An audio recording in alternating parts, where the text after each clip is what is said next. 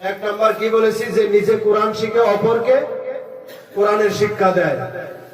দুই নাম্বার, আল্লাহর নবীর দৃষ্টিতে যেই ব্যক্তিটা সেরা, যেই মানুষটা সেরা, সেই মানুষটা হলো ইন্না খিয়ারাকুম আহসিনুকুম আখলাকা। যার চরিত্র ভালো, যার ব্যবহার ভালো, ওই মানুষটা হচ্ছে আল্লাহর নবীর কাছে উত্তম। আল্লাহর নবী হাদিসে বলেছেন, আল মুসলিমু মান সালিমাল মুসলিমুনা মিন লিসানিহি ওয়া ইয়াদিহি ওয়ান নাসি আজমাইন। ওই ব্যক্তি পুরোপুরি মুমিন, ঈমানদার, যার হাতের দ্বারায়, যার কথার দ্বারায়, যার মুখের দ্বারায়, যার ব্যবহারের দ্বারায় অন্য কোন মুসলমান কষ্ট না পায়, ওই ব্যক্তিটা হচ্ছে পুরোপুরি ঈমানদার। তো এগুলো ব্যাখ্যা করতে গেলে এক একটার ব্যাখ্যা অনেক সময় শর্ট করে বলে দিচ্ছি, যেহেতু ইনশাআল্লাহ শর্ট করে দিচ্ছি।